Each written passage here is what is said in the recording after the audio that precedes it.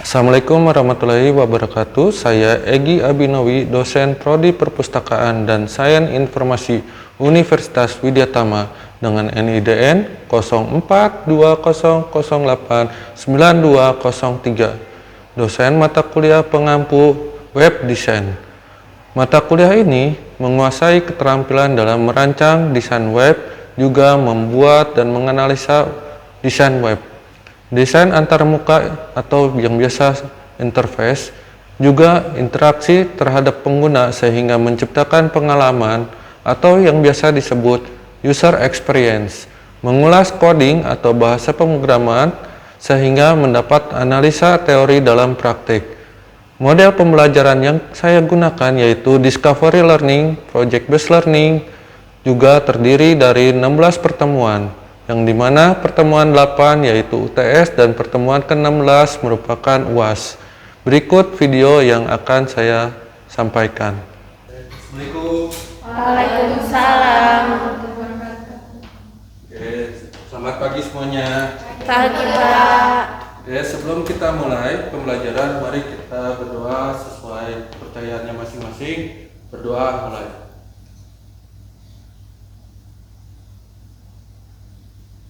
Selesai. Materi pembahasan hari ini yaitu bootstrap. Tapi sebelum masuk ke bootstrap, kita akan bahas dulu materi sebelumnya. Juga sebelumnya itu UTS kalian ya alhamdulillah baik semua.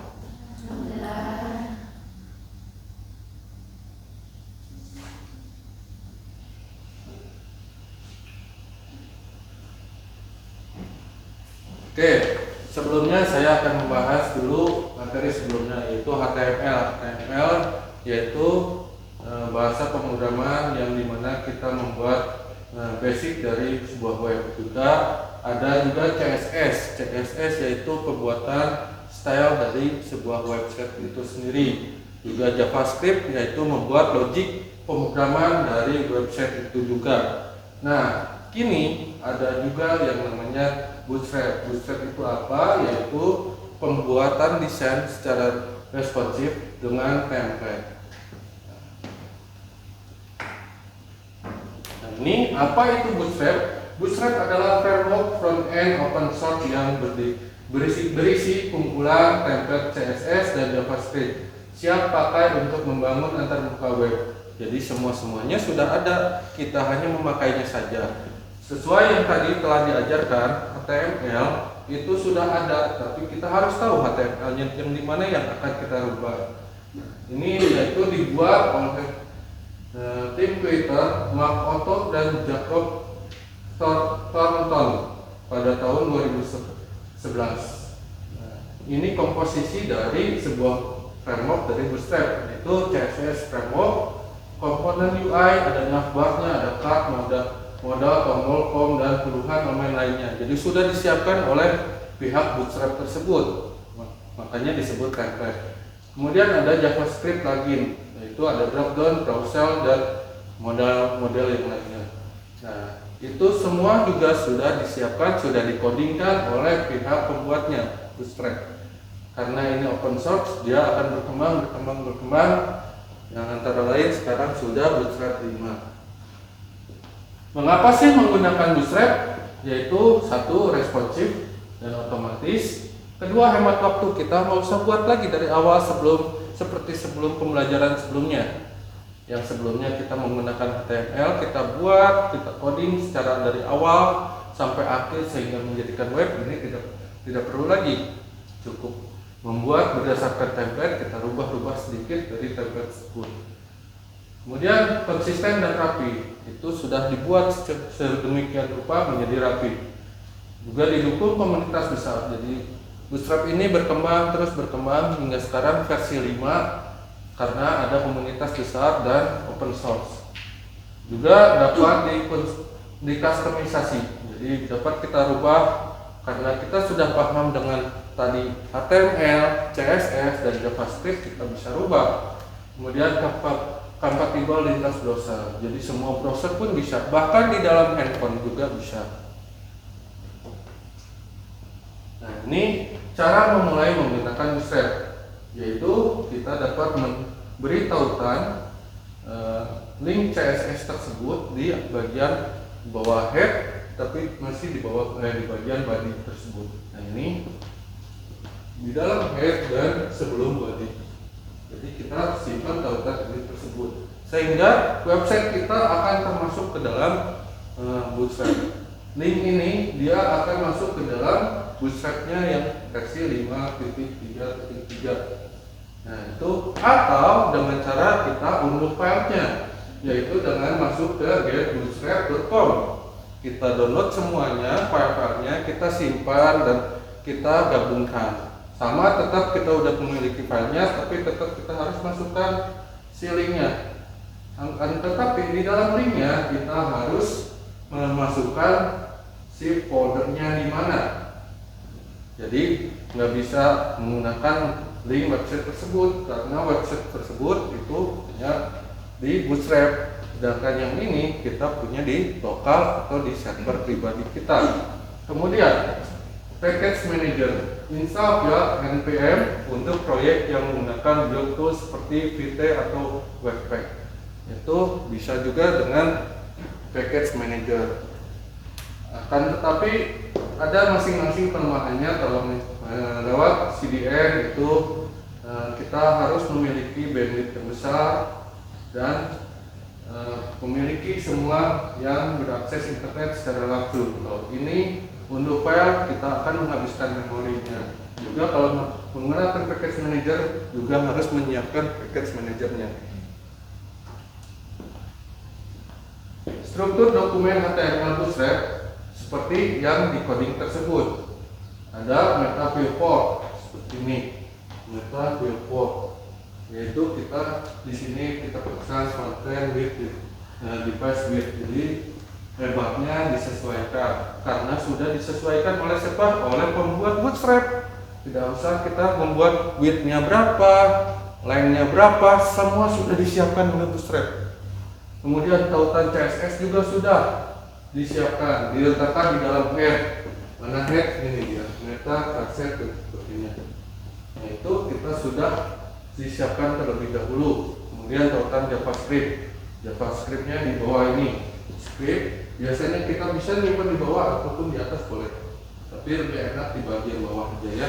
Script XFC, nah, itu alamatnya di mana?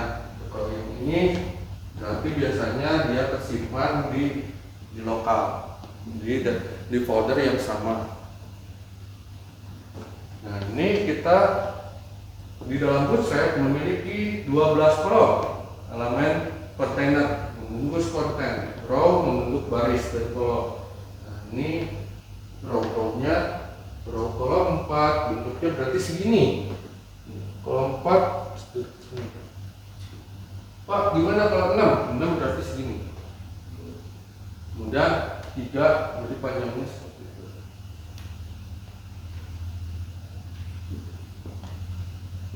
Breakpoint responsif, yaitu bentuknya agar dapat bisa dibuka dari ponsel, sehingga lebih mudah menggunakan. Banyak kan yang menggunakan dengan ponsel, website, nah, sehingga pihak Bootstrap juga membuat dinamis sehingga bisa dibuka dengan ponsel. Nah, ini codingannya untuk breakpoint tersebut. Navigasi juga, navbar adalah komponen untuk membuat menu navigasi di bagian atas halaman lengkap dengan dukungan tampilan mobile atau hamburger menu. Maksud hamburger menu itu yang ada garis 3 tuh, bentuknya seperti hamburger. Jadi mudah untuk dilakukan di dalam ponsel. Nah, ini bentuk dari navbar menu kalau dibentuk di biasa, tapi secara di ponsel dia ada garis 3 seperti hamburger. Kemudian kartu, card, dan tombol atau button. Nah, ini kartu, jenis kartunya bentuk kotak ini ya, atau biasa kita e-commerce ada jualan apa, konten apa jualan. Nah, di situ atau konten, di sini ada gambarnya, di sini ada judul konten, di sini ada kutipan sedikit dari konten tersebut, lalu button untuk baca lebih lanjut atau belajar lebih lanjut. Nah, ini ada variasi tombolnya, ada tombol primary, button warning, juga button outline. Kemudian ini ada form juga sudah dibuatkan oleh pihak Bootstrap. Jadi kita hanya mengubah saja dikit. Misalkan nama lengkap kita tidak mau menjadi nama lengkap, hanya nama atau username. Nih di sini kita cari apa yang nama lengkap. Oh di sini nama lengkap. Kita ubah aja di sini username, input teks dan segala macam. Kita tinggal masukkan aja kelasnya MB3. Dia akan berubah menjadi seperti ini. Gitu.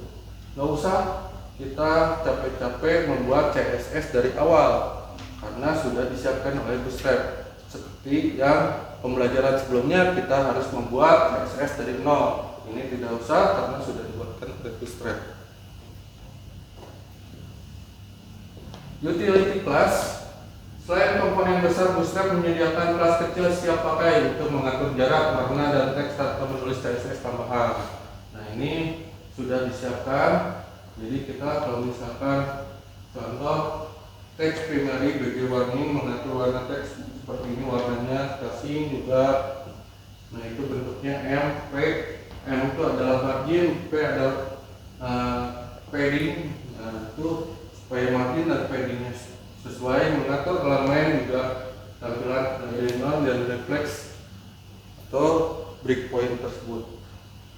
Nah, tipsnya adalah mulai kita gunakan di mobile dulu untuk dicek. Setelah dibuat, kita compile, kita lihat di mobile dulu. Karena apa? Di mobile terkadang tidak sesuai dengan yang kita harapkan karena kita sudah buat susah payah di desktop sudah bagus, tapi di mobile tidak sesuai. Nah lebih baik di mobile dulu, dari mobile baru pindah ke desktop. Tapi secara tidak langsung biasanya jika di mobile berhasil, di desktop juga sama berhasil. Kemudian perhatikan jumlah kolom tidak melebihi 12. Gunakan versi terbaru karena nanti ada contohnya yaitu jQuery yang lebih ringan. jQuery itu sama seperti JavaScript juga jangan timpa semua kelas. Jadi kelas di dalam kelas ada kelas lagi, nah itu nanti akan menyulitkan diri sendiri. Uji berbagai layar. Nah coba di ukuran semua layar, udah di HP, di tablet, juga di desktop. Di desktop juga coba ke layar yang lebih kecil dulu, kemudian layar yang lebih besar. Juga baca dokumentasi resmi di getbootstrap.com untuk mendapatkan rujukan yang baru. Oke, saatnya kita praktek. Oke, selanjutnya ada pertanyaan? Oke, yang pertama. Kalau misalnya tadi kan dijelasin yang kolom bootstrap itu, Ya. kalau misalnya grid di kolom bootstrap itu harus 12 kolom. Ya, betul. Kita itu harus 12 kolom. Karena apa? Untuk memperapi gambar. Nah ini 12 kolom. Kan ini 4 tambah 4, 8 tambah 8, 12. Nah 12 itu bisa dibagi berapapun dan dibagi banyak. Misalkan kalau kita pengen kolom 12, dia akan satu kotak besar. Kalau misalkan dibagi 3, sedangkan bagi 2, 6, bagi berapa lagi? Bagi 4 ini 3. Bahkan kalau misalkan mau dibagi 2 lagi masih bisa kan? Nah, jadi 12 dibagi 2, 6. Berarti ada 6 kotak di situ. Oke, pertanyaan bagus. Enggak, selanjutnya. Ya. Kalau lebih dari 12 kolom gimana, Pak? Nah, bagus. Lebih dari 12 kolom, maka dia tidak akan error. Dia akan menambahkan di bawahnya. Disimpan di baris yang baru. Oke, pertanyaan selanjutnya. Nah, tadi Ya. kan ada button primary sama outline primary. Ya. Nah, itu bedanya apa ya, Pak? Pas banget di sini. Button primary biasanya adalah button untuk utama. Biasanya kalau di bagian home, di bagian atas, atau kita ingin menonjolkan sesuatu yang paling utama gitu. Nah itu kita akan menggunakan button primary. Ada juga button primary outline. Button primary outline itu bisa menjadikan secondary dari button. Misalkan baca di sini, baca bagian kecilnya, itu bisa dibikin offline. Oke, ada lagi pertanyaan? Jika cukup, mari kita melakukan praktiknya. Coba buat halaman sederhana menggunakan grid, navbar, dan form yang sudah dipelajari, kemudian dikumpulkan melalui e-learningnya ya masing-masing. Sekian video pembelajaran micro teaching saya. Saya ucapkan terima kasih. Wassalamualaikum warahmatullahi wabarakatuh.